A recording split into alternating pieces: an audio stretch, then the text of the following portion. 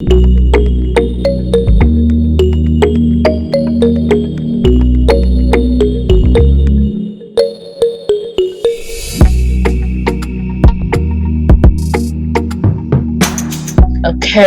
all right. So, ladies and gentlemen, welcome to Civic Space TV's Uganda Diaspora Show. My name is Lynn Komugisha, and I welcome you to yet another episode. But this particular one is on our 60th independence anniversary, the Diamond Anniversary, that is taking place tomorrow.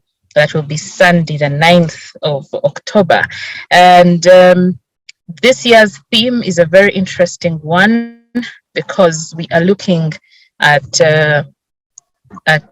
very interesting. It is a declaration of African interdependence and our shared destiny, and that will bring us to a lot of conversation in terms of African interdependence, considering the current situation going on. So the celebrations, of course, for the country will take place at Kololo Independence Grounds. And maybe to brief us a little bit,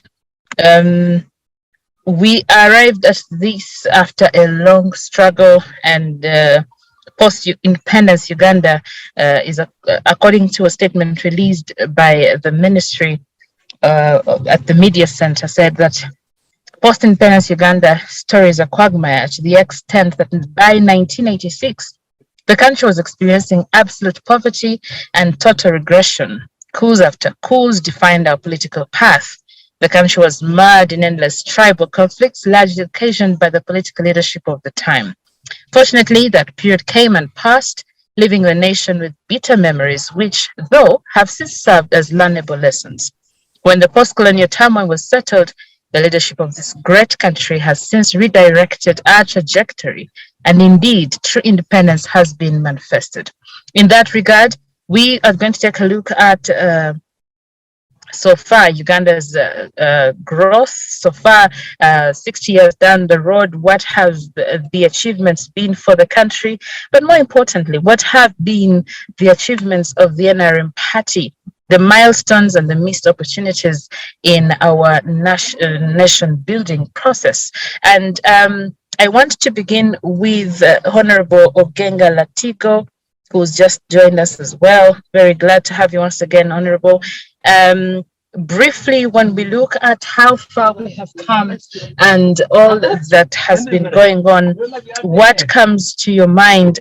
Are we absolutely independent? Can we comfortably say we are independent as a nation? Okay, fine. Thank you very much for once again hosting me. Like the other time, I'm actually in Agago in northern Uganda, and let me start that tomorrow. Our 60th anniversary coincides with the normal Christian celebration of Sunday. And so in my parish in Kalongo, they have organized for leaders to present the offertory for the Sunday and to lead the celebration. But more importantly, Ugandans and the world know that next month on the 20th of November, there will be the beatification of Venerable Dr. Joseph Ambrosoli in Kalongo, which is again a very historic event. So you bring it back to our independence. I am not going to dispute the theme as presented by the government, because historians know better what to say about Uganda's history since independence. But I want to say this. When I was leader of opposition, I would be invited for the NRM Victory Heroes Day celebrations. And I'll write back and thank them for asking me to go. But I would say I am not able to attend. And I repeatedly, in all my communication in the 5 years, repeatedly would ask government to change that particular day from Heroes Day to Remembrance Day. And so even today's celebration of independence, 60th anniversary, it is such that for Ugandans, the best we could do is call it Remembrance Day. The day we remember how that the colonialists gave us the powers to govern ourselves, but we leave it for the rest of Ugandans, those of us who are old enough to know what happened from independence to 1968, and the many young people who don't know what used to be Uganda before then, and to celebrate in their own ways. But for me, it is a Remembrance Day because I know what was at independence. I also know what went wrong. And I also know what has been since 1986. And I also know what has gone wrong. And I would want to hear from the actual agents of the state, and then I would respond. But for me today, I wish all Ugandans, particularly our brothers and sisters and children in the diaspora, a very happy Remembrance Day and happy celebrations, because there at least you can celebrate. I mean, you are one. Right, thank you very much, Honorable. Francis Kamuhanda, when we look at our theme, it is, and if it is to be explained a little bit, they're saying that a declaration of African interdependence and our shared destination, we wonder, when we look back at our independence, many critics are saying that we actually are not independent at all, and that we have played within, we have taken our independence for granted. We are not pushing the independence agenda forward. Instead, we are, taking the country backward, which many people, of course, are against, and our diamond anniversary is here.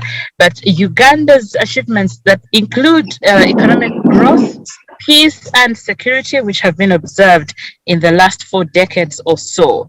Francis Kamuhanda, when we look at the NRM, which has been in power for a long time, when we look at the post-independence leadership, then would you say that as a country, we are proud of the 60 years? Thank you, Lynn, and Professor Latigo, and Ambassador Mayega, Miriam, again for us coming together and discussing important issues about our country.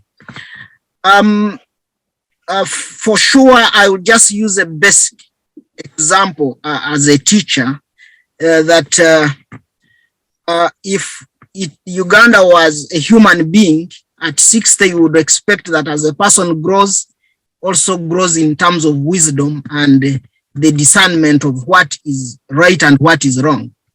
From that perspective, then Uganda has not yet reached that measure. Then when it comes to the theme of interdependence and sharing a destiny with who? And what are you bringing on table in relation to other countries that you are sharing the same destiny? But now going back to our country, I do agree there are some milestones that have been reached. But again, it is like washing and then you are drying, you dry in dust. Right away from what we have been going through, I find that Uganda is still lacking in terms of economic independence, because if the Ugandans, the local person, is still poor, then you can't say that we are celebrating independence. Like as how Professor has said, then it would just be a memory day, not an independence day. And that's why I always dispute when the president is talking about regional economic integration, we were expanding the market. No, You can't, the market would expand when your people have the ability to purchase. But when your people are poor, they don't have the ability to purchase. Even if you expand the market to wherever you may want to expand it, when their purchasing power is zero, nothing will be achieved. Then two, we come to government integrity. You are aware the NRM government is a crooked government, because if you look at right now, the sweeping corruption that comes with patronage, that comes with nepotism, that comes with embezzlement, name it, that forces us that the crooked NRM government has lost the public trust. That's why they go in a by-election and they reach as much as they can. If I echo the words written in the history book by Peacock, European history, the NRM is like the baboon monarch of France. They have learned nothing and have forgotten nothing. So there is lack of transparency in some of the things that they do. I'll give you an example. If they say we are having gold reserves, we are having oil and so on, look at the gold, meaning anybody who wants the currency to be very strong, they will use gold as a measure. Where is our gold, for example, in Uganda? Where do we store it? Or it is in the hands of somebody, a private sector. And even when they mine, do Ugandans benefit from it? And then the public service, institutions of government, all those are eroded. They always talk about the health. When we have over 300 women dying while giving birth per 100,000, and then you say that that is progress. Some of these things, by the way, the crooked NRM government is achieving them because it is a global trend. It is not by design, but because it is a global trend, something will happen. Like, for example, let there be tomorrow and we find all ourselves there. But if it was a struggle, a constant struggle to be in tomorrow, Uganda does not measure that it has grown, that it is a man of 60 years. No, we are still creeping in about maybe the toddler stage and so on. Thank you. Right. Thank you very much, Francis, for that. Miriam, can we ably say that as a country we have attained independence? And what actually defines our independence? Are there milestones? Are there achievements that we are proud of as a country? As much as we don't have such a very nice name out there, I think there must be something. So what do you think, qualifies us as being independent? And have we leveraged on those particular things, and we are proud as a country to say we are independent? Meanwhile, as we speak, the president of Kenya has arrived in the country ahead of the celebrations tomorrow. That's nice. We welcome the Kenyan president. And talking of achievements, I think that the revival of East African community is such a big achievement. And it's so great for Ugandans, because as a landlocked country, we really we rely so much on our neighbors. So having such an integration and looking at it now, it's in a healthy form, which wasn't the case a few years ago. So we are proud of such a big milestones. But again, going back, this is something that the colonialists set up for us, the British. You remember the Iberia Code, the British Imperial Company, so it was so East African, and we are kind of walking in their footsteps. But they also left there some things which we have destroyed, like the East African Railway, the East African posts and telecommunications. Those were like a big infrastructure developments which would have unlocked Ugandan economy and expanded the opportunities for Ugandans to grow and expand and build their nations. But let me first talk about the positive achievements as Uganda. If you understand, Lynn, Uganda was like those states, smaller states, Uganda, Nkore, Toro, Bunyoro. So even though the colonialists destroyed those nations, those smaller nations, like the genocide they caused in Bunyoro and almost inherited all the people there. But at least forming Uganda into a nation, I mean, it's like a state nation still under formation, but so far we can say that Uganda and it's existing, which wasn't the case before.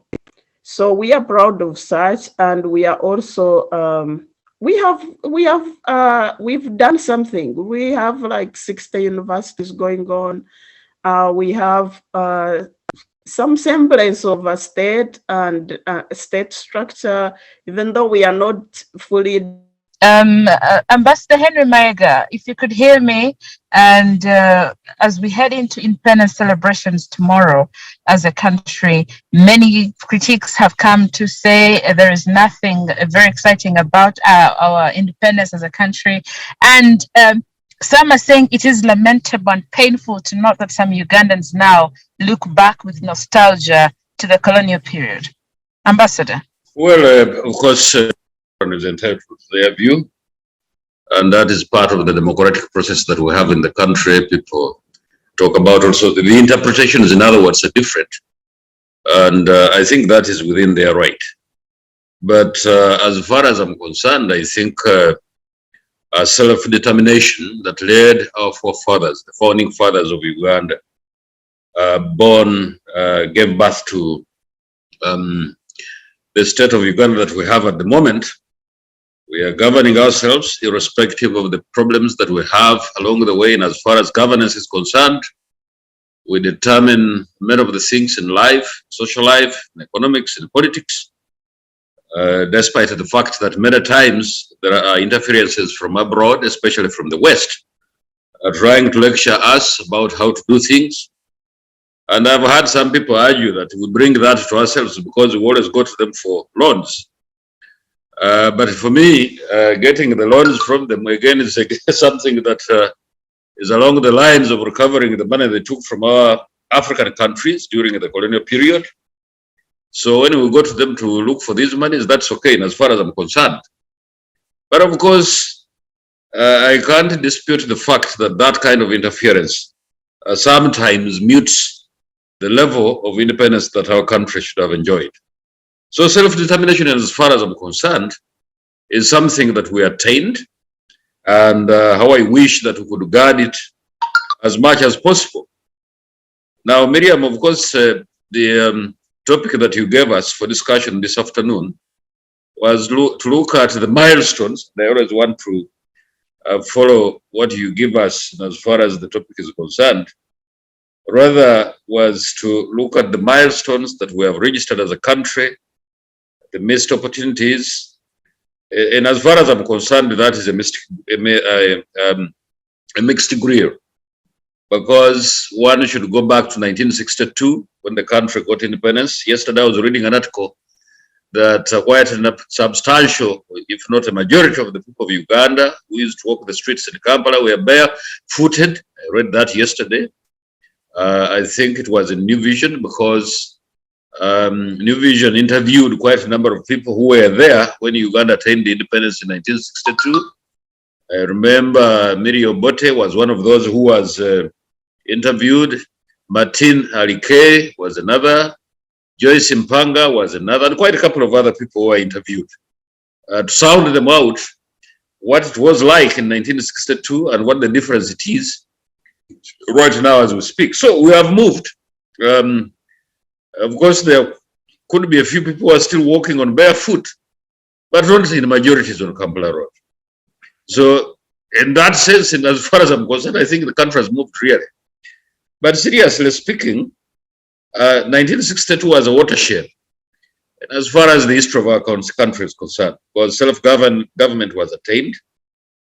Then there was, of course, the crisis of 1966 that pitted the central government and the federal government of Uganda, basically Milton Obote against Mutesa, who was the Kabaka and also a ceremonial head of state. And the rest is history. Of course, that threw us back in as far as our attempts to steer the country forward. Then the coup of 1971, Idi Amin, that saw really downward, should I say, trend or trajectory of things in our country, the politics, the economics, and so on. Everything went down because Idi Amin was ruling by decree. There was no parliament. The Chief Justice, Beri Chiwanuka, was killed. And by 1977, the Amin regime claimed another life of the Archbishop of the Church of Uganda. And the rest is history. It is estimated in probably something like between 300,000 and 500 people were lost during the regime of Idi Amin of the 1970s. And then we got the takeover in 1979, which saw Uganda had changed the heads of state 5 times. Idi Amin, Yusuf Rule, Godfrey Rukongo Abinaisa, Paulo Muanga, and then Milton Obote. Within a space of 1 year, we had changed the heads of state 5 times. And as far as I'm concerned, I think that was a loss. We should have been doing better things than really simply just going through those insecurities that bedeviled our country for that period of time, which was a problem. Then the coup of 1985, that the Okello junta removed the Obote government, and then we went into another round of violence and cycle. And then, of course, there was the war of the guerrilla war of 1980 that pitted President Yoweri Museveni and the Milton Obote government. And that was also another round of cycle, cycle of violence. And then 86, the takeover by President Yoweri Museveni, which saw quite a number of things that took place and are still taking place right now. So, in as far as I'm concerned, yes, there has been a lot of challenges in as far as our country is concerned, in terms of security, in terms of economics. But the country, by and large, especially when the guns went silent after the defeat of the LRA in northern Uganda, the country has been peaceful, largely, apart from pockets of really crime that have arisen in the country. By and large, the country has been peaceful. And that has given us an opportunity to do a number of things, because the budget has been redirected to do developmental work in the country, construction of roads, and quite a couple of other things which have been taking place in the country. So it's a mixed grill. And of course, I will add to that much later. Let me give an opportunity to my colleagues. Thank you, Ambassador, for that. Yoga Adola, we're glad to have you this afternoon here in Uganda.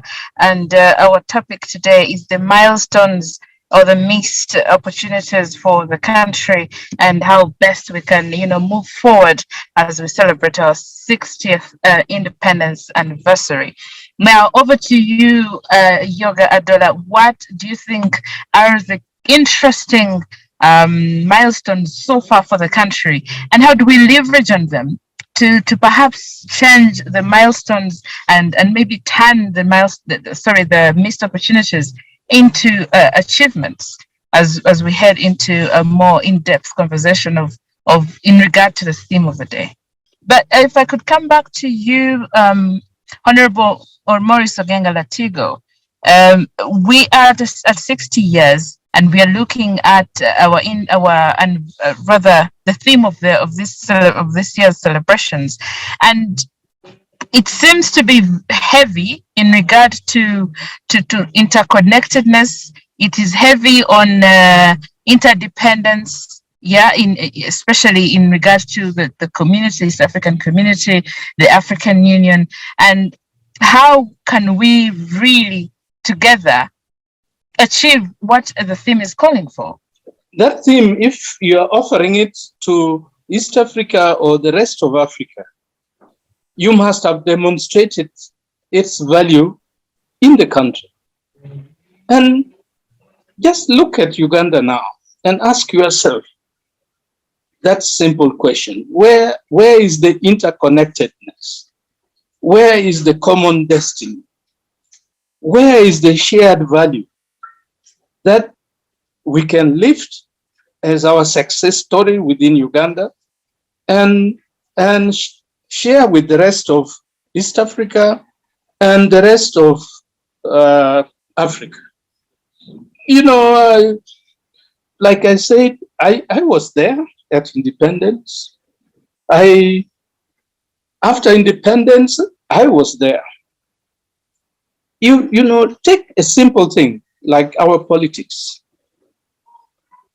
Post-independence, Obote appoints somebody like Andrew Ademola as a permanent secretary, having served in the UN.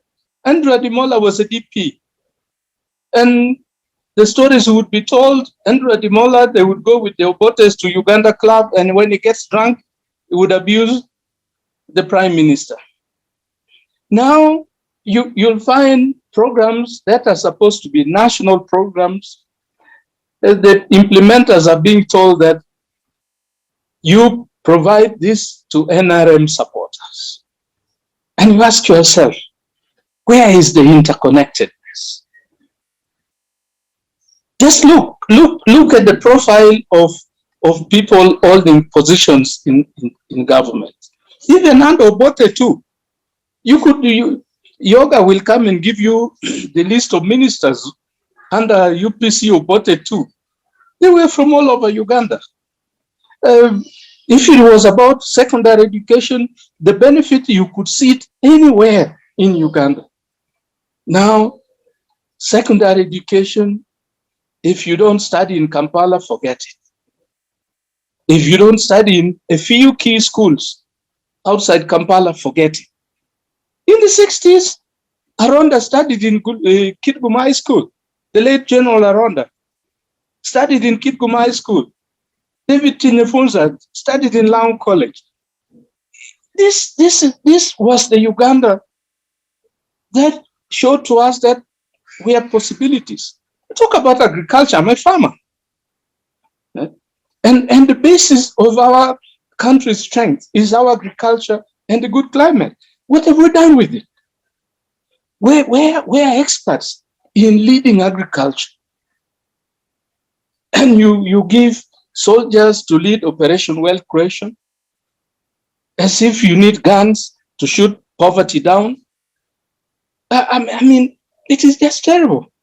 Go to health services. I mean, every sector that you can talk of in Uganda, that is the responsibility of the state. It's literally down.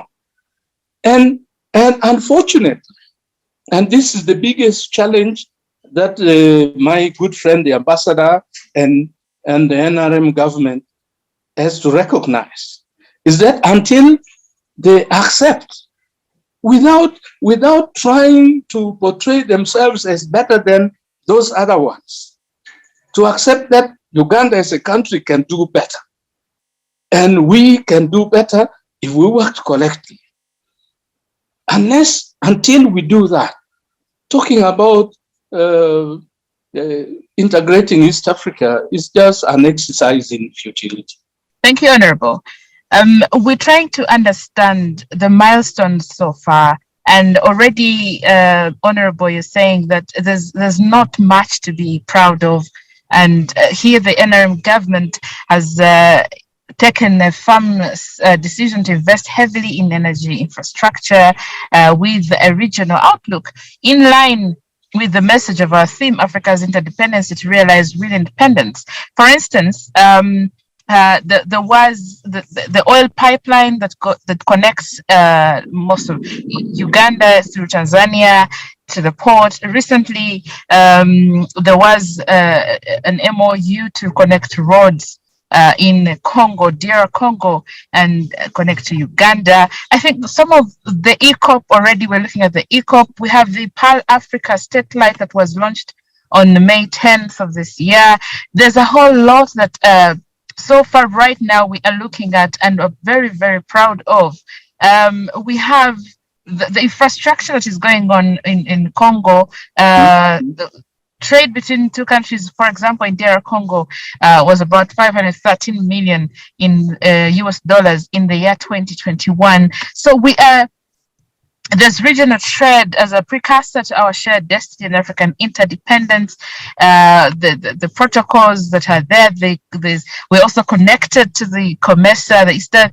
All those things are happening within our country, and Uganda's GDP has increased and now stands at 1,046 US dollars in current prices, which is equivalent to 3.7 million shillings per person per year. Real economic growth has been averaging at 6.1% since 1986. Now, surely, honorable and members, panelists for this afternoon, surely we ought to be proud of the far we've come. I don't know, honorable, if you want to say something in that regard. You see, those things handled differently would have had a much bigger result. I know it. What do you mean handled differently? Well, I can give you, for example, the issue of the pipeline. Yes. I was chair of the actually technical working committee on oil and gas. 70% of the oil find that they talk of they say Bunyoro or the Albertine graphite is actually in Acholi. But we in 2014 submitted a memorandum to President Museveni, where we pointed out that the best approach to exporting our oil would be to do a pipeline from the oil fields in Acholi. Forget about, by the way, the Total never bought any oil field in Bunyoro. All the oil fields Total bought, for which they are building a pipeline, are in Acholi. And nobody wants to talk about that. Maybe I even see surprise in your eyes, but that's the truth. And can you imagine that those oil fields used to have actually names? Joby East, that is Buffalo East, Lech. In the Foster Wheeler studies on refinery, they were anglicized to Buffalo, Elephant. Anybody who didn't know wouldn't know that they're talking about the same thing. Why? If a government really wants to bring everybody on board, and a government wants to recognize that those things, when they're in Acholi, we must recognize it and bring Acholis on board, why would they do a thing like that? Ask our ambassador if he can give me one single Acholi name, whether on the board of National Oil Corporation or any of those oil bodies, when much of the oil is in Acholi. Now, if me as an Acholi feel disfranchised, how can the benefit of that oil passing through Tanzania?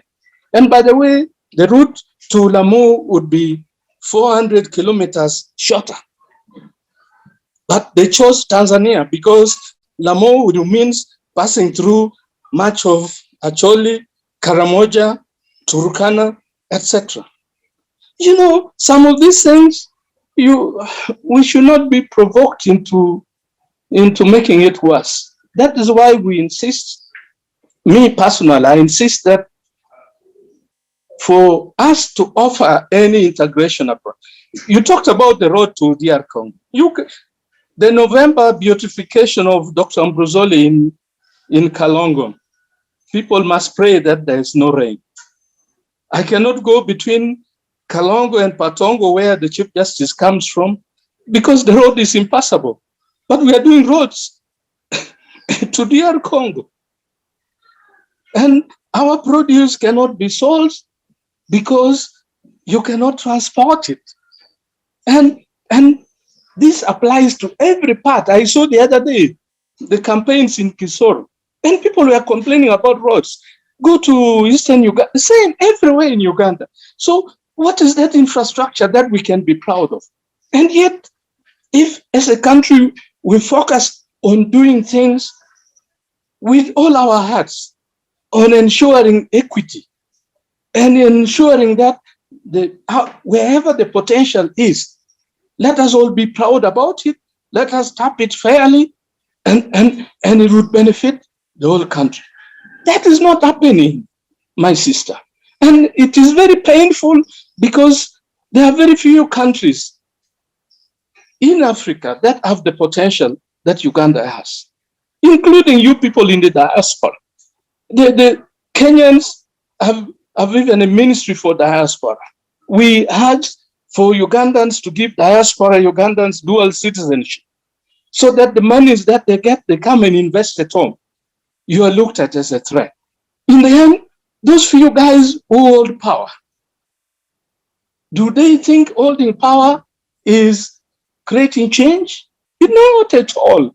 And it pains that we consistently talk about peace. Peace is the absence of conflict in life. Peace is not tangible. If you removed all the elements of conflict, you don't have to struggle to have peace. You don't need a gun to have peace. But these guys don't get it. Thank you very much, Honorable, for that. Francis Kamuhanda, we are proudly interconnected. We are proudly very glad so far of our achievements as a country. And we are looking at the trade between, because I'm trying to ask for us to understand how this theme comes about and what we ought to look out for in this theme as we speak interconnectedness, as we speak our destiny as an entire Uganda, but also East African community and the Africa at large, a declaration of African interdependence and our shared destiny. And we're looking at these achievements so far we have, and we're very proud. Our GDP has grown from 1986. It was very little. We are now at 3.7 million Uganda shillings per person in that regard. And when we look at all this, I think we ought to appreciate the far we have come. Won't you agree, Francis? Lynn, I tend to be more of somebody who is pragmatic. When you tell me the GDP, I'm a kind of person, if you have a grand idea, simplify it to a common person. For example, what you talked about would literally at a basic level, if I was going to explain to my grandfather, I would say that you are assumed that you earn about 3 million. And yet my grandfather, a year will end, has not even earned. Generally, if you total, my grandfather, my grandmother, his son and another son, all what they earn will not even total to 200,000 Ugandan shillings. I'm a development-oriented person. That's where I reduce it. Than speaking as if you are speaking to the people in mass. There I dispute. Lynn, at the same time, the poverty level of Uganda, generally even using the simplest, is 25%. But that percentage itself, 25% of 45 million, you could definitely tell how many of the Ugandans are grasping. Now, when we talk about the integration and the interconnectedness, what are we connecting?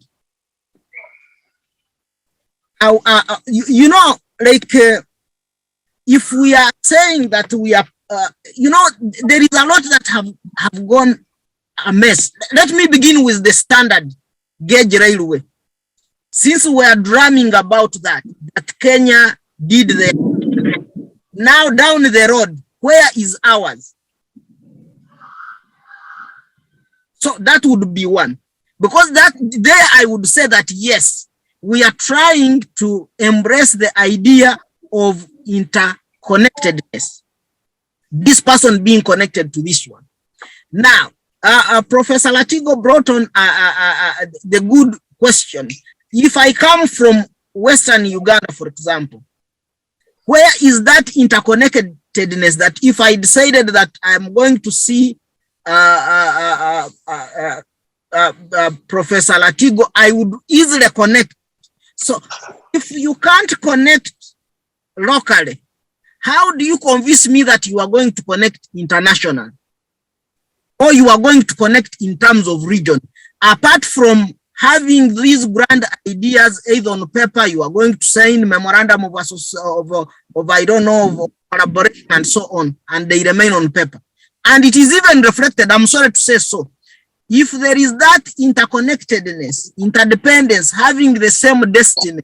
And did you see what Muhoozi did in a tweet? So does that speak that we are interconnected? So Lynn, we agree there are some milestones, but like as I have said, at the same time they are being shot back.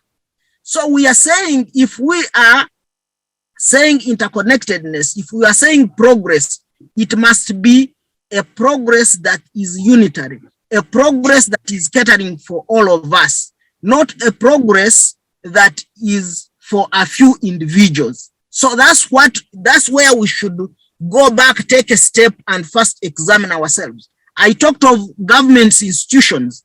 If government institutions are dysfunctional, let me give you an example. If, like, for example, Uganda lacks career diplomats. I'm sorry, Ambassador Mayega.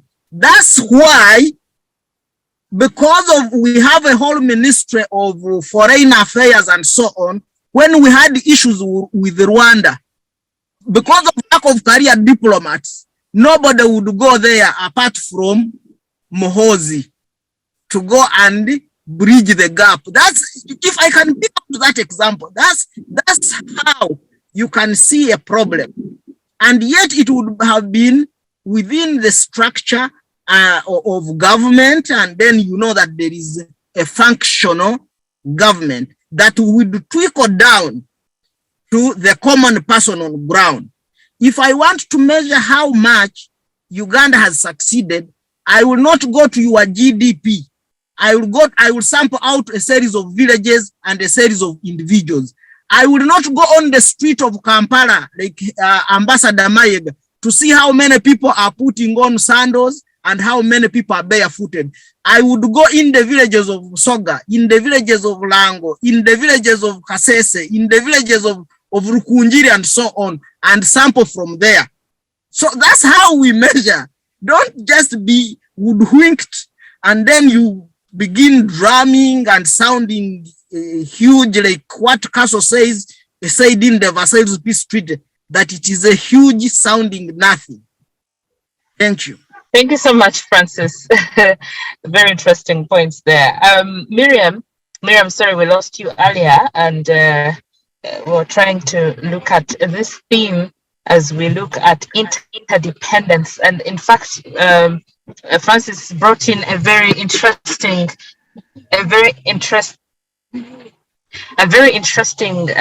one that recently happened on Twitter, and we saw our president, apologizing for the mistakes and for the tirade of the tweets that were going on. But now that actually means a whole lot. It means that we are, in a way, interconnected, but also the respect for the interconnectedness, the respect for interdependence. It means we cannot evolve and we cannot stand alone.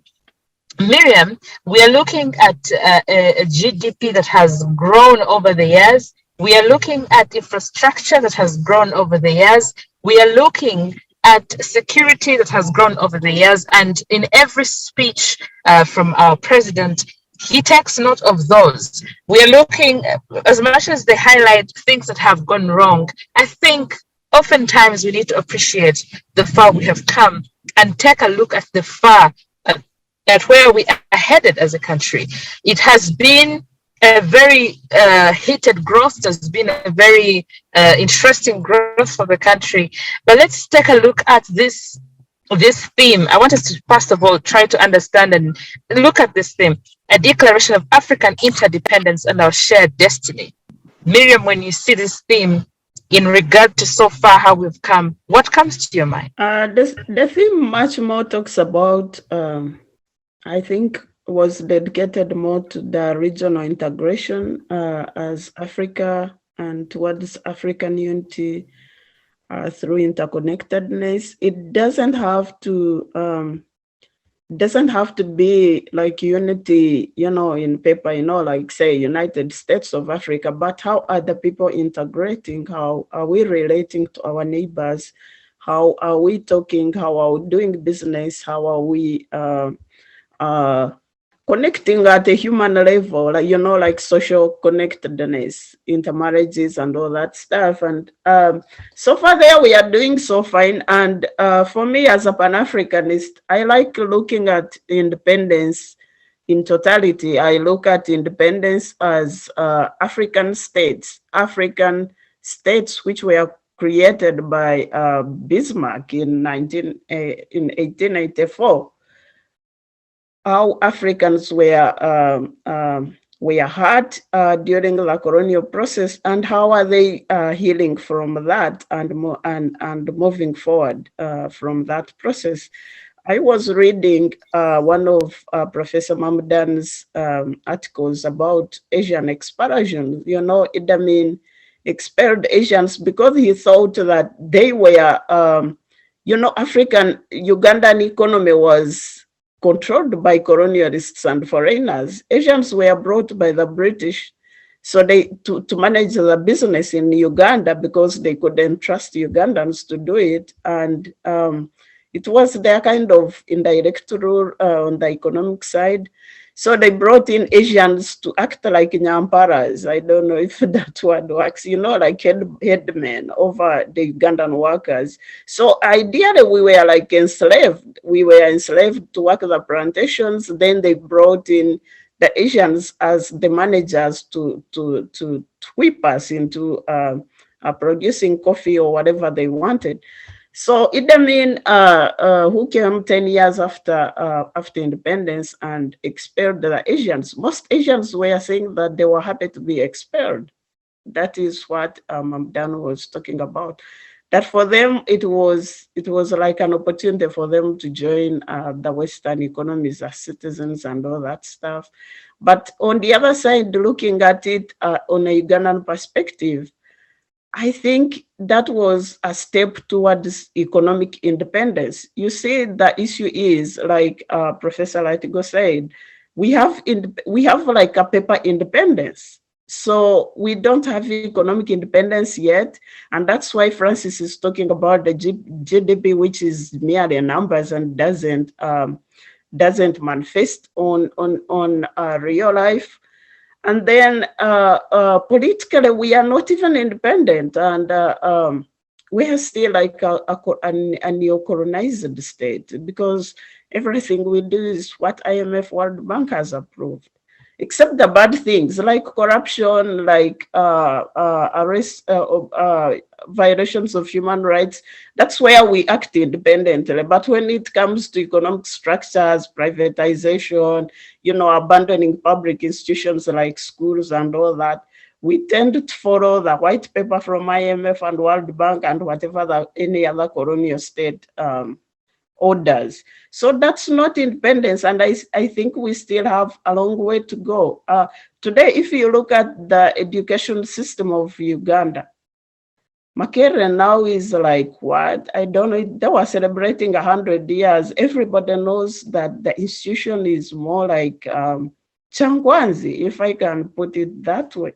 It's no longer the independent academic institution which would be nurturing the young Ugandans, which would be a place for Ugandans to exercise freedom of thinking, freedom of expression, a place to nurture the future. Today, it's like a controlled channel process to churn out a few secretaries and administrative officers to manage some institutions.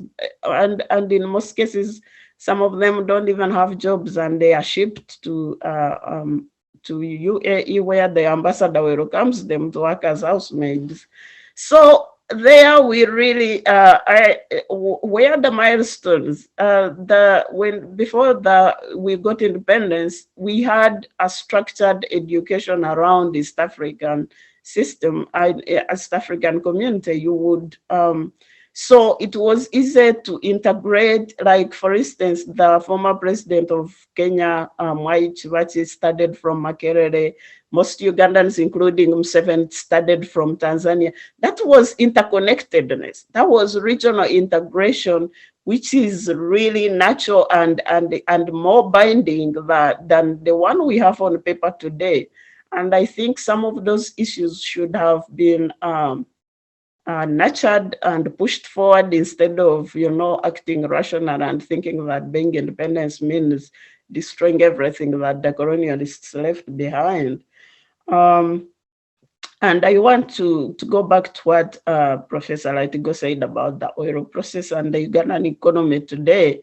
Ambassador Mayega, the problem we have today, NRM government has taken a big chunk of the post-independence Ugandan leadership, 40 years out of 60, that's more than 60%. But what have we achieved so far? Like Professor Latigo said, you cannot be employed at any higher level if you are not linked to NRM or if you don't come from some regions.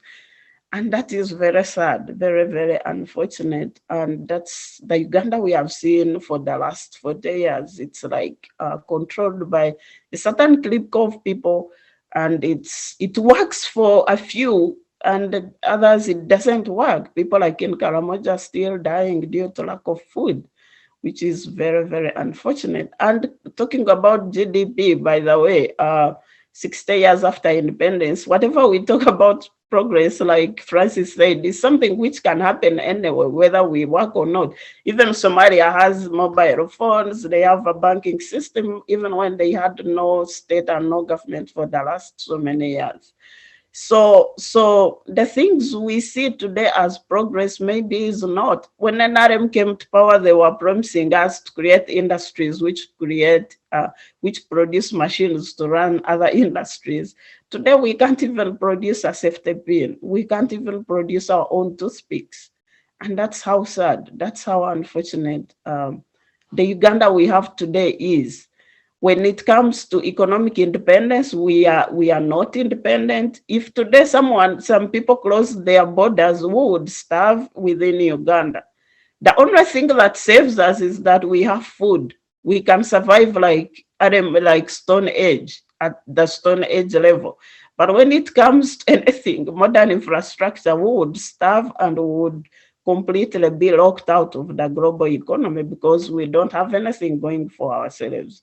And that's a big challenge. And I think we could do better. We could have done a lot better on a governance side. The politics is really, really so backward. On economics, I think we could do much better than this. And on even nation building, integration, like how is Uganda interconnected? Like I said earlier, we had smaller nations brought together in what came to be known as Ugandan Republic. But how are we connected? What effort have we put in to connect these nations? How am I connected to Ekaramajong? I'm from Western Uganda. I don't even know what they eat because nobody bothers to teach me in school. Nobody bothers to open roads for us to go there. Nobody bothers to put them back into the fold. It's like when the colonialists abandoned them, we also said, there was this talk like, we can't wait for Karamoja to develop. So we also emulated that and kicked them out of, and they are like in the periphery of Uganda. Sometimes you wonder if they even belong to Uganda or not. And it's so sad. I want to comment on what also Professor said about the oil. You can see the manipulation going on in effort to marginalize some regions. Professor knows so well that when NRM came into power, there was some effort about broad-basedness, but then the pretense was abandoned when they couldn't pretend anymore. But it's so clear and it's so obvious that there are regions, there are a group of people they never wanted to work with. They only use you when you are convenient politically, but ideally they don't want to integrate certain groups in running the government, in doing the business. You cannot command the army if you come from a certain region. So those things are there, and they are like a sore eye to our young face of a nation, and it's something we have to think about going forward. Ambassador Mayega, do you? Oh yes, it's a mouthful. I can start with the you, Miriam, my sister. When it comes to, because you said some people who lose jobs in the West and they come to the UAE to work as mates. And you reminded me about what Professor Swag one time told us, that when he was still a student, he was washing toilets. And as far as I'm concerned, I think we shouldn't underrate the choices that people have in order to earn an income. In Uganda, they would say, "Utanyoma Miriam." You any job, for as long as there is no job that you can do it. If an opportunity for you to work as a mate comes, yes, you can work. I know. I mean, Professor Swami told us that he was cleaning toilets when he was doing his PhD abroad. So mates, fine. If that is the only job somebody can do, so be it. It's a very big population of Indians and the Pakistanis and the Filipinos in the UAE here, and they are doing a very wonderful job. Many of them are working as maids, they're working as cleaners in hotels and so on, malls and so on and so forth. And so many Ugandans in the region of 100,000 who are working in these places. And so for me, as far as I'm concerned, that's okay. And I think it is also, it was Professor Latigo Ogenga who said, who talked about the East Africanness that we had in the past, where people would come to Makerere to study.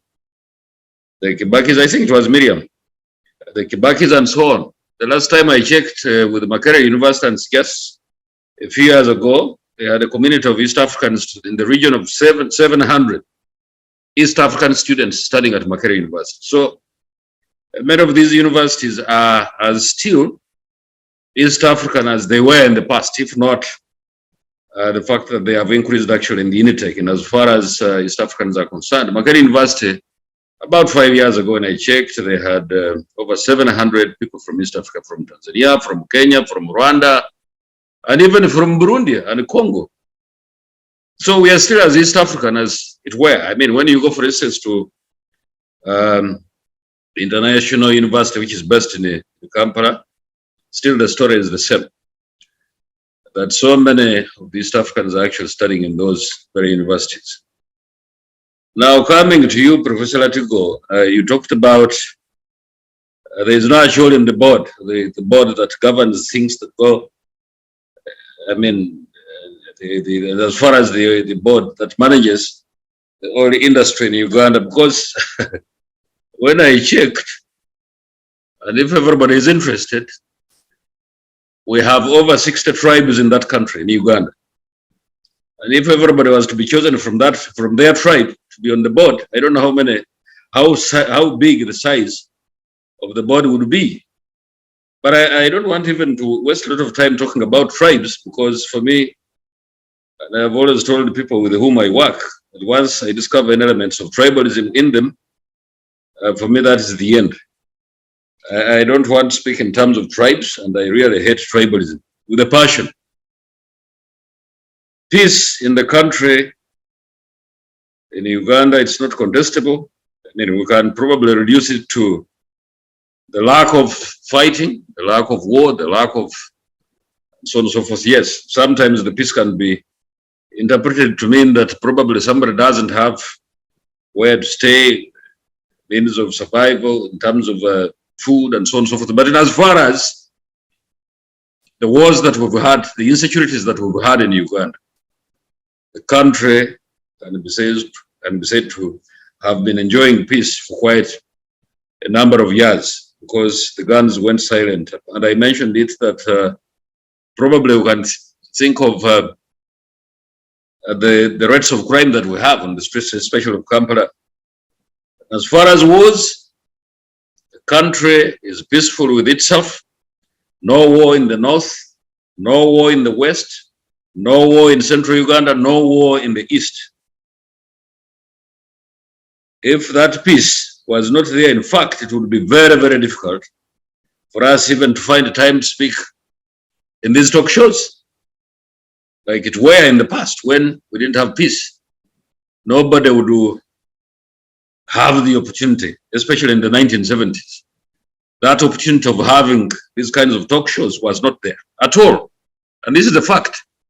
And we have to agree that peace is extremely important. And then I think somebody raised the issue of career diplomats. I think that must have been Francis. I just want to say that unless it is codified, in as far as percentages of who should be heads of mission, or deputy heads of mission, or diplomats, and so on and so forth, and that is always determined by who is in charge. In this case, the president, and not only in Uganda, because the last time again I checked with the US, 60% of their heads of mission abroad were actually non-career diplomats. Now in Uganda, it's still the same, over 60% are non-career diplomats, and that is the choice of the president. The president chooses who to deploy and who can speak for him and who can pursue things in his interest. Whichever president, even if it is not President Yoweri Museveni, they will choose who becomes their ambassadors. They may choose in between career diplomats and they may choose non-career diplomats. That is within their realm. So I don't see a problem with that one. Now, when it comes to infrastructure, I think it was again Francis who was contesting the level of infrastructure construction that we have in the country. And I think it's from a point of lack of knowledge, in as far as, or information, in as far as infrastructure development in the country is concerned. If people would pick interest to visit the Alberta in Graben, I'm choosing that one only, but we can choose other places in the country. In the Alberta in Graben, a new airport has been constructed and road system improved and constructed. And the level of a new city actually is developing in the Alberta in Graben as far as our oil industry development is concerned.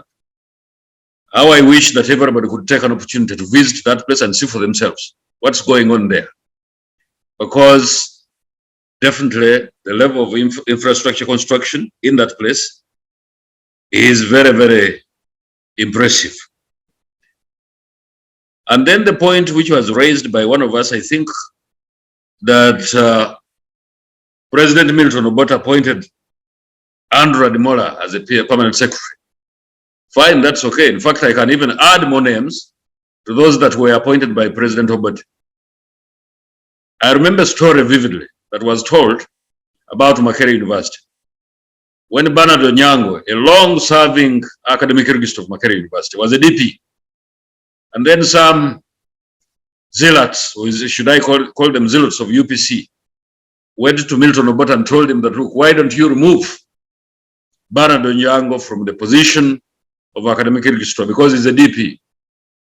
What Obote told the team that had gone to him in order to have him remove Bernard Onyango is that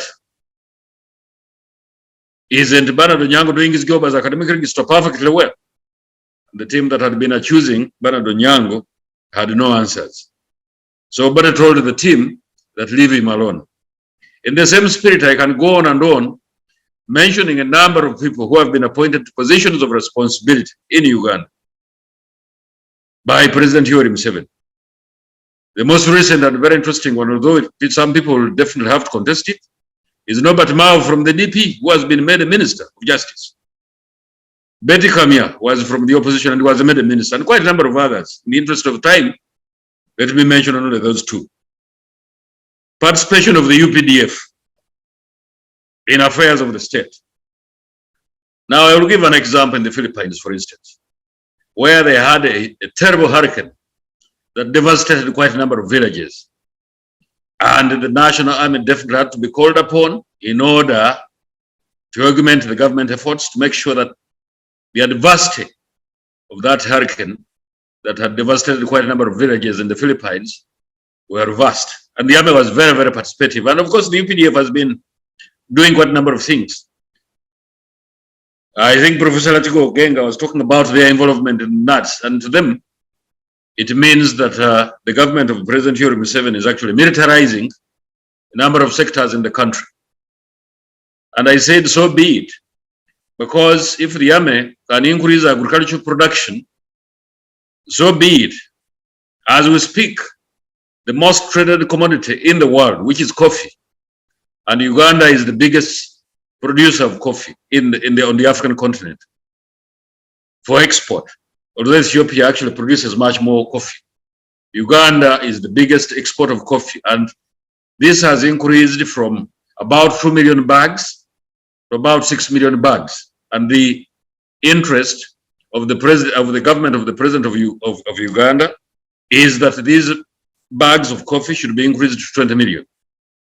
And part of the reason why we who are in charge of these missions abroad are also making lots of inroads in these countries to make sure that Uganda's coffee can find a market. And we're making a lot of breakthrough.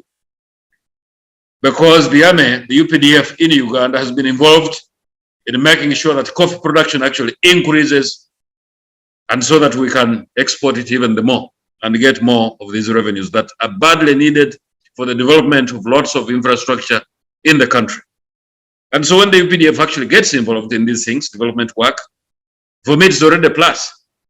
After all, in Kororo, if everybody agrees, they are the ones who constructed the pavilion which exists up there. And they have been involved in quite a number of things, including the resettlement of the Bagisu, who have from time to time been struck by landslides. So for me, I don't see a problem when the army actually, if especially in these peace times, can get involved in development work in the country. For me, that is a plus, and I can't berate it at all. It's extremely important. So these are some of the things which I wanted to say, Miriam, in response to quite a number of things which have been raised. And here we are, as an independent country, allowing all sorts of things to happen so that we can take our country forward. Thank you. Okay, thank you, Ambassador. But for a small correction, the regional balancing, as in if we have any actually board members on the oil company, you know, there was the oil content, the Local Content Act, which was passed by our parliament. It requires the regions where the oil is found to be represented in most of these administrative bodies. So indeed, it's a point of concern when the majority oil wells are in actually region, but then the region is not represented anywhere. And it's something we can all look into, and it should be concerning all of us as Ugandans. Yes, Miriam, can I say a quick one on that? Yes. Because in my submission, I think I made it categorically clear that, look, unless we codify it, in other words, make it into law, I don't know whether the laws actually have provided for that kind of thing, because I would have no problem for as long as it's provided. Otherwise, local content borrowing, otherwise, Miriam, borrowing from the Equal Opportunities Act, and I think, in as far as I'm concerned, and as far as I remember, that is the most proactive piece of legislation that we have at the moment that can address concerns of people, that when these kinds of projects are actually being developed in the various regions of the country. We also have the Regional Balance Act. So we have more than one act referring to that issue of regional balancing, of inclusion, and you slightly refer to it as tribalism. I think it's not tribalism. It's represented. Regional representation. All Ugandans, all sectors of Ugandans, all ethnic groups should be represented in national development. Miriam. And I appreciate, Miriam, just a quick one, in addition to that. Because you see, like one time, I think it was President Yoweri Museveni who said that, look, you people accuse me of placing people in various places, but the chairman of the Public Service Commission is actually from Acholi, who has arrived for Chad. So I mean, if there are always windows of opportunity for all sorts of people to be given these jobs. Miriam, you see, when I'm invited to participate, I don't come to further my selfish interests. I am beyond that.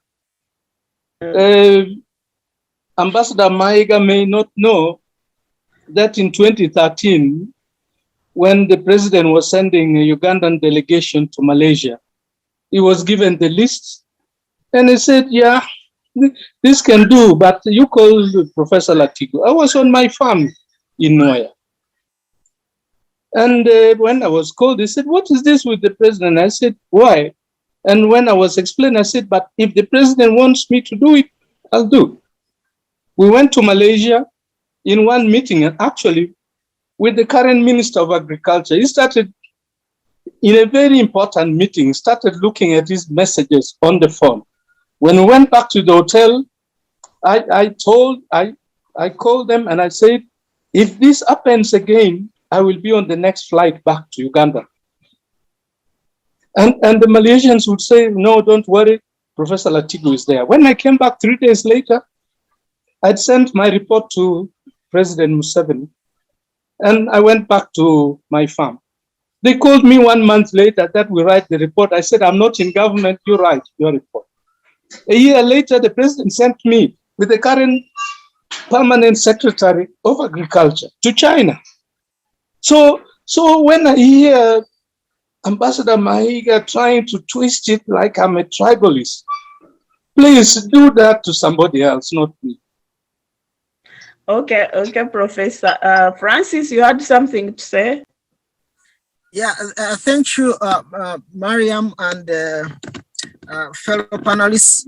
I would like also to respond to the way how Ambassador was responding to some important and critical issues in a more laxed fashion, and yet these are national and matters of concern. For example, Honorable Ambassador Mayega, it's not okay for you to say that it's okay for Ugandans to go, or Uganda to be known as the exporter of maize abroad.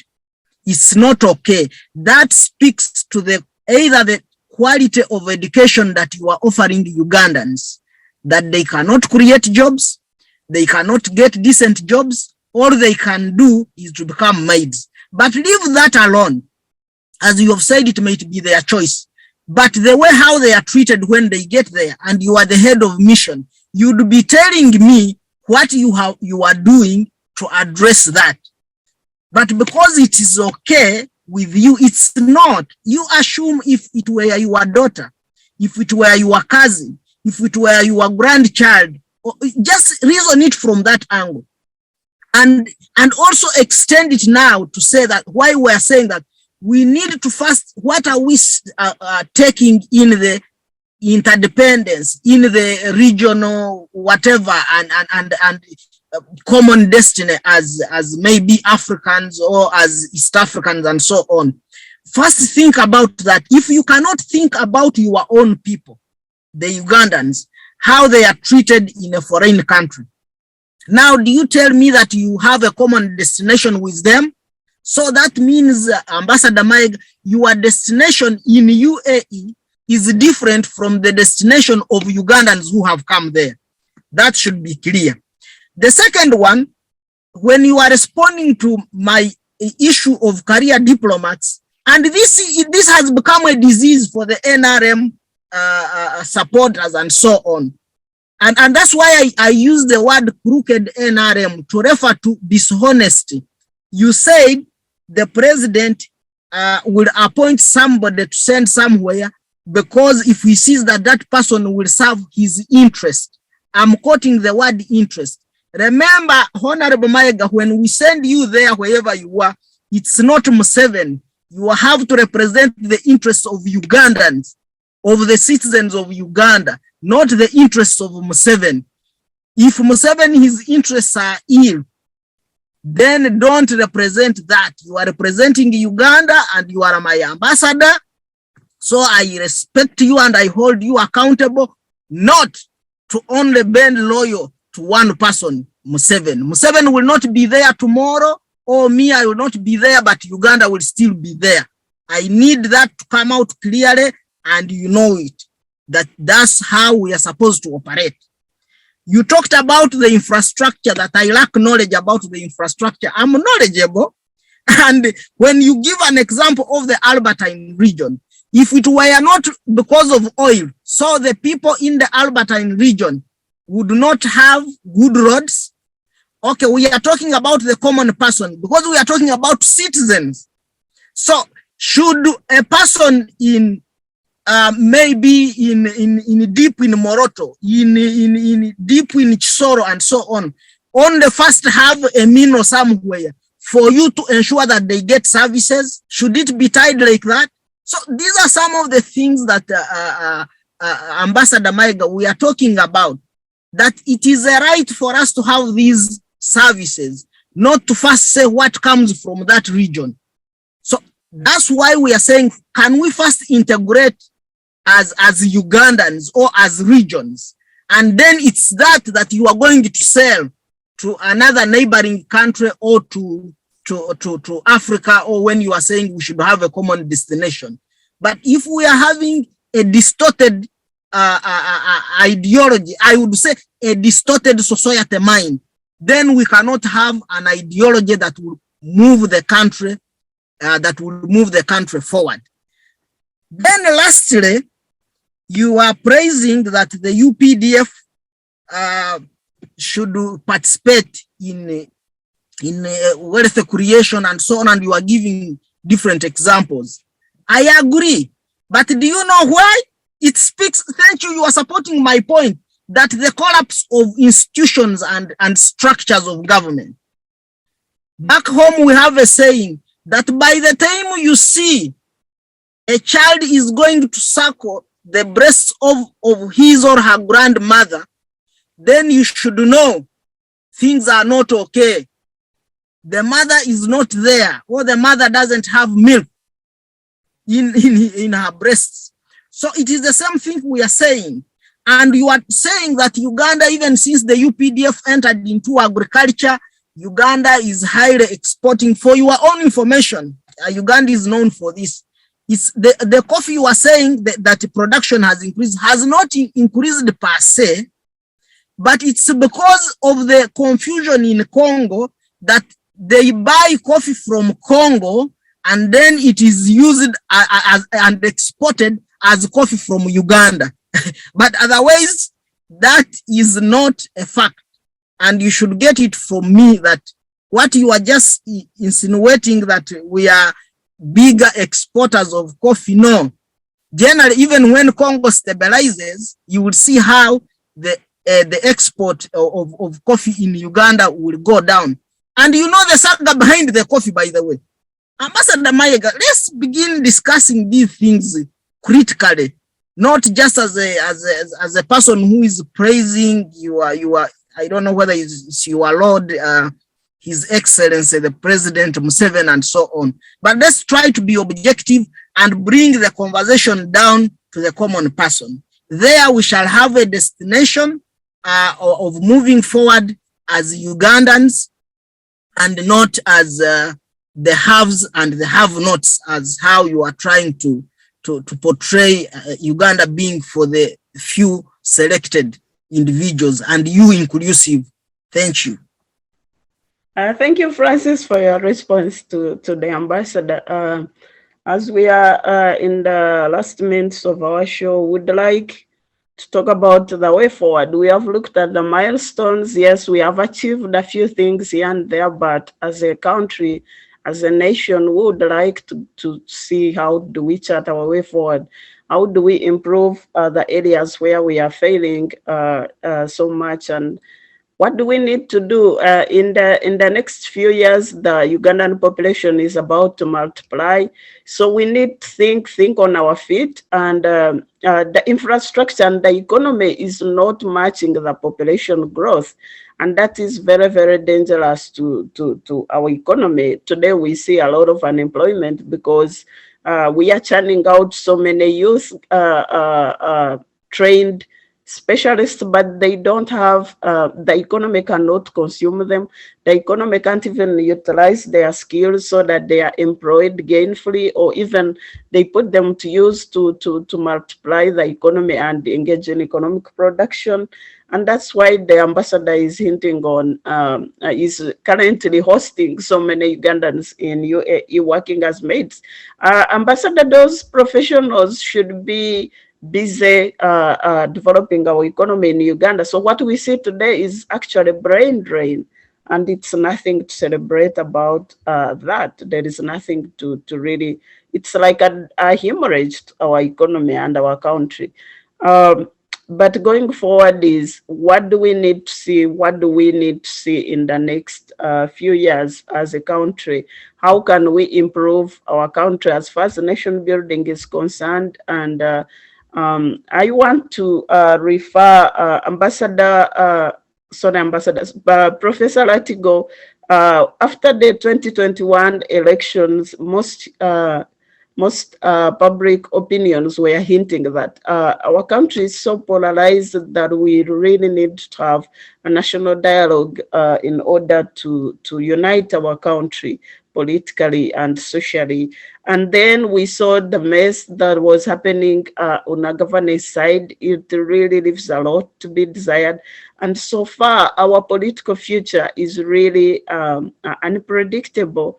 A few days ago, we saw a scandal of Museveni's son, who also dubbed as an army commander. The scandal he created by his Twitter charade and attack to the neighboring countries. And then Museveni was apologizing, not as an army commander, but as a father. And it makes you think that the whole country is run like a monarchy kind of thing, yet we should be a republic and we should have a democratic elected leaders. And if an army commander is engaged in any unbecoming behavior, he should be disciplined through the military channels. But instead, what we see is a promotion, and then a pretend demotion there and there. So there is nothing like military discipline there. And I wonder, what type of country do we run? Are we running a monarchy? Are we running a Republican? Are we a democratic government? And today, when I see Ruto, what comes to my mind is the Kenyan election and how they could pull off a well-organized election process, and they are changing their governments peacefully. Can we have that in Uganda? Professor Latigo, what are your views? What is the way forward for Uganda? Yes. For me, the way forward is very, very simple. That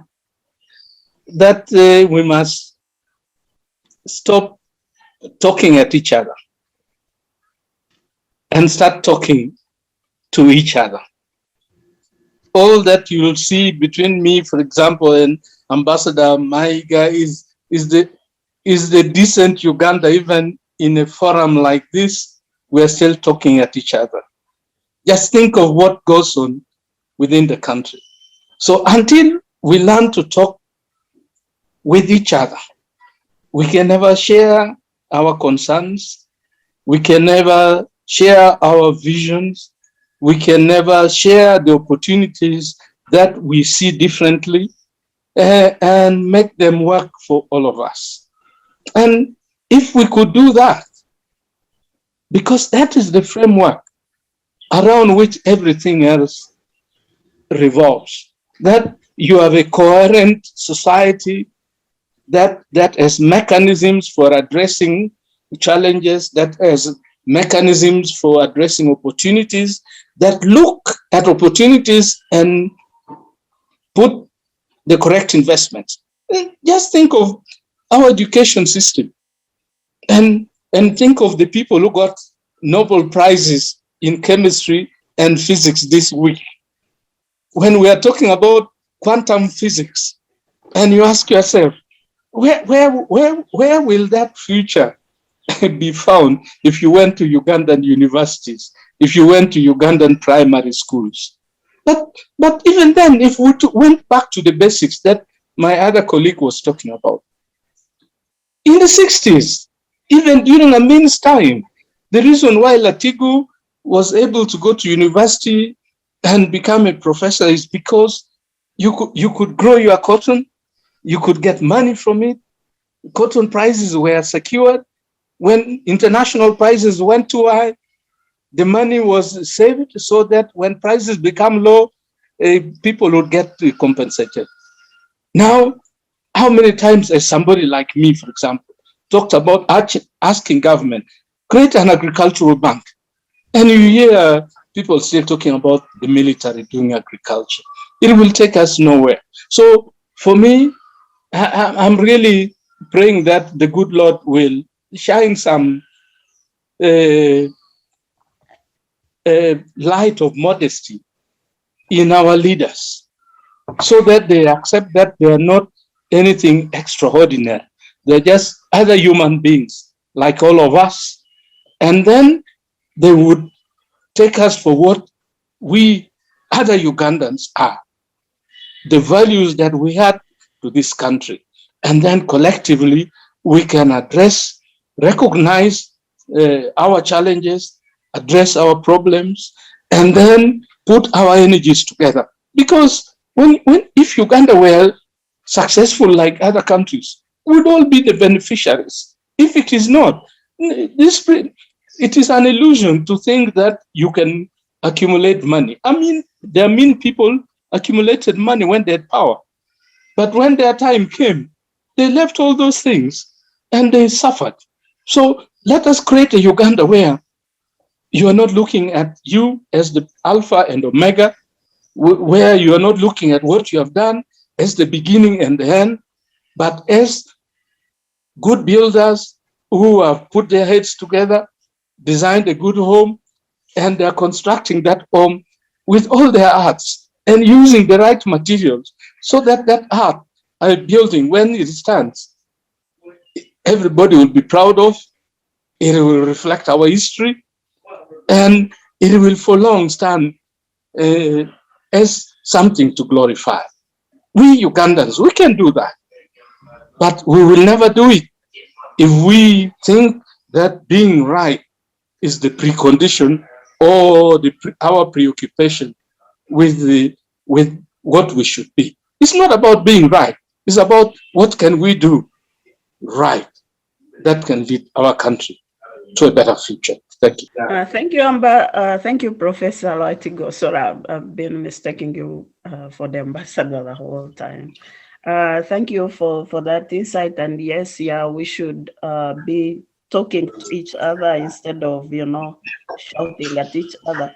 The reason you shout at each other is because we are not listening to each other, and communication both ways.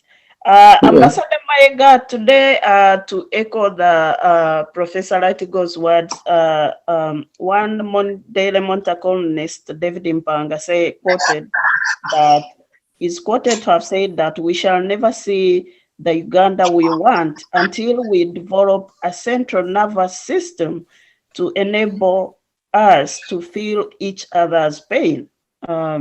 What do you think about that, and what type of Uganda do you want to see going forward, Ambassador Mayega? Well, Council David Mpanga, I know him very well, and he's right in his own way to express himself and say that the only way is for the central nervous system to be acting the way he thinks it should, so that the country can stand on its 2 feet, and then we'll move together.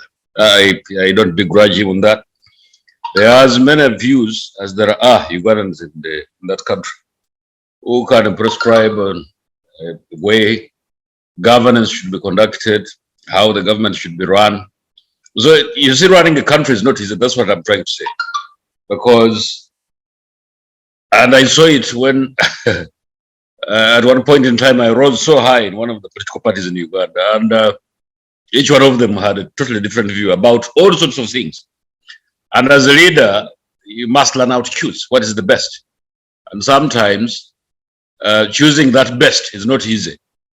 And I also know that you must take a decision if you're a manager. However bad the decision is. In fact, in the management, they say it is better to take a decision, a bad one, rather than not taking a decision at all. You are doing much better. That's what they say. So it is the same in the politics, because politics is about public administration. Public administration is also about politics, because you're managing people and you're managing, of course, other resources together. And so David Mpanga said that. Of course, I agree with what Professor Latigo Ogenga is saying, that we must keep talking. And part of the talking is what we're doing in this very talk show. As to whether we are listening to each other, I don't know. But for me, I'm listening. I don't think I'm a very poor listener. As to whether a majority of Ugandans are going to accept what we are saying in this talk show is also a totally different story. In my own party, you'll find that probably some people don't even agree with me. And they tell me that they may tell me that why are you even talking to us? Why are you wasting time? Because they are not listening. The same story probably could be coming from the other political side, the political aisle, saying, why do you talk to Henry Mayega? Because you can even predict what he's going to say, you know? So, but the talking must continue. That one I agree 100%, because when we stop talking, that's the beginning of using guns to sort out our political problems, which that definitely is not going to answer so many of these problems. But probably it's better for us to pick some stories, some examples from abroad. How have they managed? And we can talk about all sorts of countries. I mean, you can talk about, for instance, for me, I don't want to talk about the US as a good example or Europe as the good example, but I want to talk about a country that has almost gone through the same processes like we have. And that is Singapore. Because Singapore was a country that was inhabited by people of Chinese origin. But China at that time was terribly communistic. And then the West, which had a little bit colonized that country, I think in its particular connection, it must have been the British, were dictating that it must be capitalistic. So you had two opposing sides, the communists from China, mainland China, trying to interfere, I don't want to use the word interfere because diplomatically we don't use it, although it happens. So the Chinese mainland, communistic, were trying to pressure the Singaporeans towards a particular direction. At the same time, the Western countries, because this island city was very strategic in a sense, because somewhere in the middle of the Indian Ocean, extremely strategic, gateway to the Far East and so on and so forth. We're trying to push it to the direction of capitalism, purely capitalistic. And so Lee Kuan Yew had to struggle between these two sides, but eventually pulled through. And for me, it's a very good example.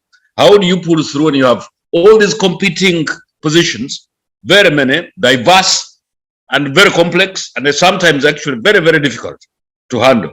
How do you pull through? I think that question is as good as mine, as well as all of us who are in this talk show. So the talking, and as far as I'm concerned, must continue. And many of the things that we do as a country are definitely work in progress. And I don't want to discourage ourselves by assuming that somebody is going to come abroad and then sort out our mess, if there is any, which I believe, of course, there is. I can't run away from the fact that we definitely have lots of things that we can do. So, Miriam, your question is as good as mine, and my answer is as good as yours. We must find a way, because all of us are Ugandans, and we need each other. Extremely important. Whether we disagree, whether we should do things a particular way, and the most important thing, and as far as I'm concerned, is that we must continue to talk to each other and make sure that we move ahead as a country. Thank you. Before you go, Ambassador, are you implying that talking to each other means we should have a national dialogue in order to reconcile our nation? Absolutely, and it will not be even the first time that we've had dialogue as a country. I remember after the removal of Idi Amin in 1979, people went to Moshi, and they referred to that process as the Moshi spirit. DP was there, UPC was there by that time in its infancy, the NRM. I don't exactly recall what the name it was, and quite a number of, there was SUM, which was headed by Yona Kanyomos and so on and so forth. All these people gathered in Moshi, under the tutelage of Tanzania, because Mwalimu Nyerere was really hovering all over the place. And then they sat and tried to talk to themselves. But what came out of that is totally different. I remember, and you too also remember, that 79 was a problem, 80 was a problem. Then we contested an elections in 1980. Some people were not satisfied and so on. So, in other words, talking should continue. And we're not doing it for the first time, but it must continue. I think that is a principle we must agree on. Extremely important. As to whether the iPod, in its current form, can answer our political problems, economic problems, and social problems, I don't know. Still, we have to scratch our heads. I have absolutely no prescription to the problems that we have as a country. But then we must continue talking to each other. I think we need each other much more than ever before, so that the country must move on, and then we'll bequeath it to our children and grandchildren in a better sense. That's what I can say. So the talking must continue. If, I mean, people feel, a majority of them in the country, that we should sit in some kind of a form of a conference where everybody is represented, monarchists, anarchists, partyists, and so on, federalists, those who want federal and so on and so forth. So be it, for as long as that is going to be the way how we should take our country forward. Okay. Thank you, Ambassador, for that remark. Yeah, I think national dialogue is the way forward. Before Francis comes in, when we finish, I want all of us to have a message to Ugandans about the independence. As you think about what you want to tell Ugandans this coming Independence Day, Francis, first give us your way forward about the Uganda you want to see as we move as a country. Thank you, Miriam, Professor Latigo, and Ambassador Mayega for all the submissions throughout these almost 2 hours we have been trying to speak and then see what is the kind of Uganda that we need. But I will first say that I agree with Ambassador Mayega that Uganda is work in progress. That's why we are saying one block builds on another. But where I don't agree with him is his government, its will towards accepting that Uganda is work in progress, the will of the NRM government, including Ambassador Mayega, is ill. So that's where the problem is. Because if their will was not ill, the missed opportunities that we are talking about Uganda at 60, one of them being where Ambassador said that at one particular point, Uganda changed presidents 5 times in a process that was undemocratic. And it is the same thing that the NRM is already doing or has been doing.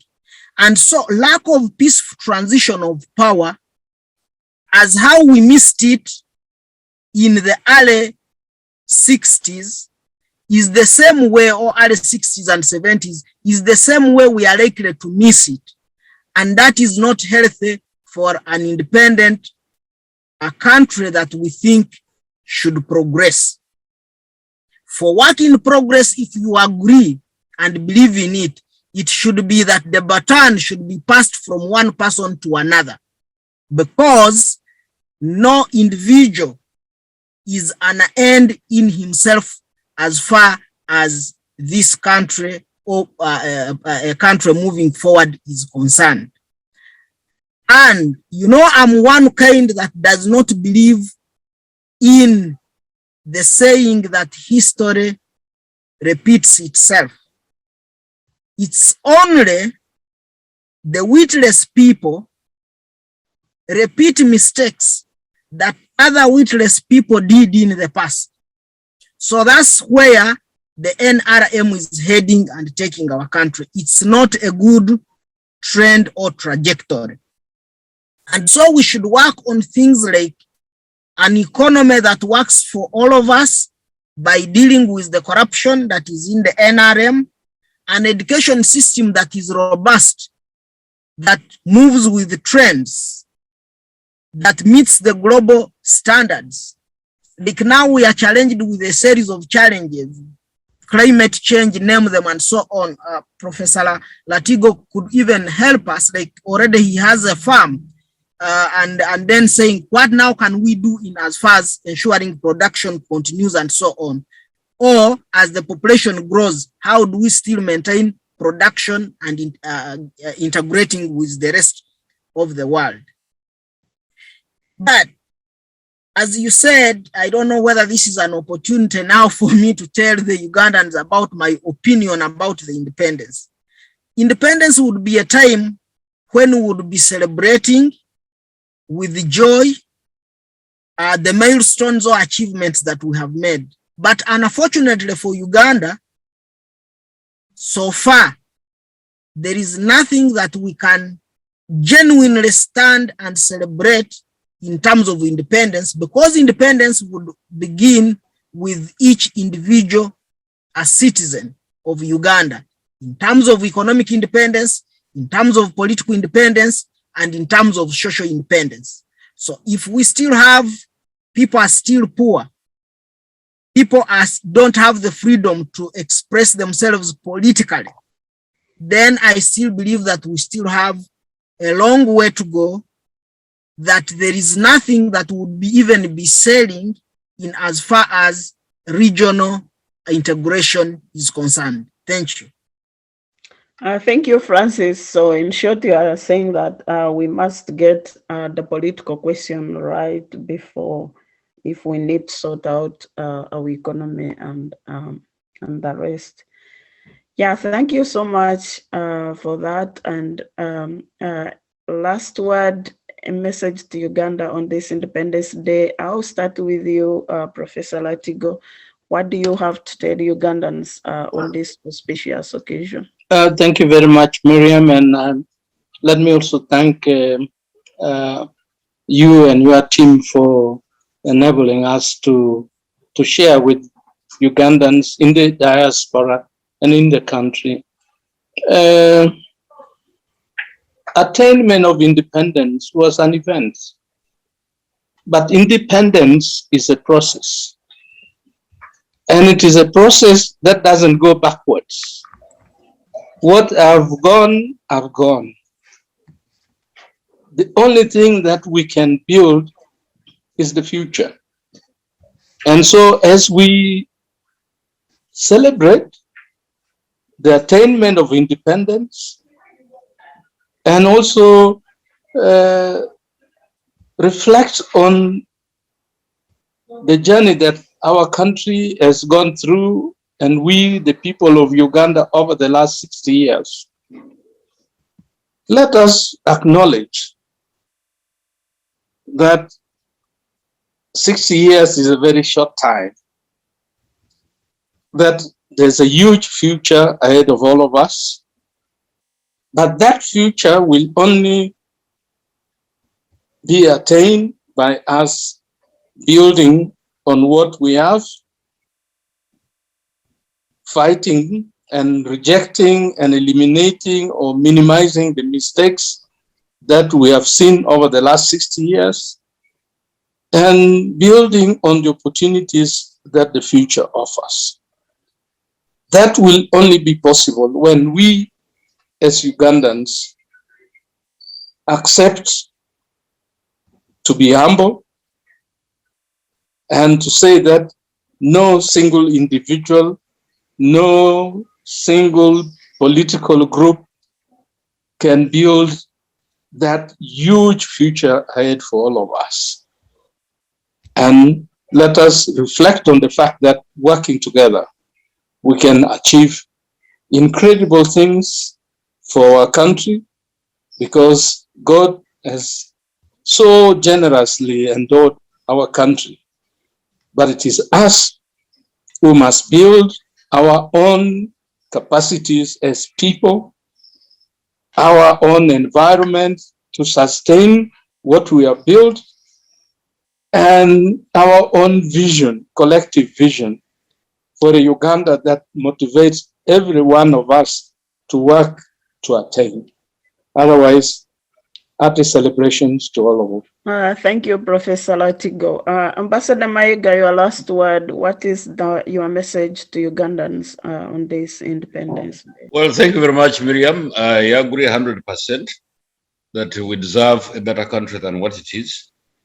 And I think all shades of political opinion have to come together, although I don't agree with the extremist view of Francis, that all is gone down the drain. I don't think so. Because in this particular connection, many times I don't want to quote examples from the West. The Americans, the US in particular, has had democracy for the last 250 years. Uganda only returned to multi-party politics in 2005 after a plebiscite that was carried out, a referendum. And there we are. If it is 2005, that's basically, it's about, it's coming to 20 years. Although we definitely probably would do better, we should have done better, I agree. I mean, that one I leave it to those who carry out research. But even the US, which has had these things, is still grappling with a lot of things. And I always give the example of campaign finance. How much should somebody have in order to carry out a campaign that is as moral as possible? But they're still struggling, and quite a number of things. I mean, the other day, Trump said the thing had been rigged against him. I never expected to find examples of rigging in the West, but there we are. People are complaining about rigging. In Uganda, it is inherent, or should I say in Africa. But for me, I'm always optimistic that Miriam, Professor Latigo Ogenga, Francis, and Yogadora, my friend, we worked together at some particular point in time. I'm disappointed that definitely he hasn't been in position to be with us for this talk show, but we used to work together. And we used to drink together, have a drink together, and so on and so forth. He hasn't, but all of us, in other words, as Ugandans, can still work together and make that country a better place to be. Thank you very much. Thank you, Ambassador. Francis, your last word. Thank you, Miriam, and Professor Latigo and Ambassador Mayega for always coming, and then we discuss matters of national importance as a people and as Ugandans. There is a lot that we still have to do, and it all speaks to the will is not ill, like as I have said, and I will keep repeating this. For sure, the will of the NRM government is ill. It needs to be nursed back to normal. And as I said, not until we address the political question that is holding us back, exercise them very well. Otherwise, I would encourage that as a people, we should remain focused and united toward a common goal and a common national being. Thank you, Francis, but your network was bad. We didn't hear your last words. Sorry about that. My last word, I would like to echo what Professor Latigo said. I wish we could create a Uganda that works for all of us, including the Karamajong. A Uganda that really, it works for you as long as you are Ugandan. You don't need to belong to a certain political dispensation or come from a certain region for you to access some opportunities. So if we could work towards that, like Professor said, independence is a process, and achieving it needs all our input. But as I conclude, apologies from Lynn, her network, she was on the road, so the network couldn't sustain the conversation. So she left us, but she wishes you well. And I would like to thank all of you on behalf of the Uganda Diaspora Show for sacrificing your time. Professor Latigo, who is up country, I know how challenging the network might be sometimes. Ambassador Mayega, you are always with us, rain or shine, and we appreciate.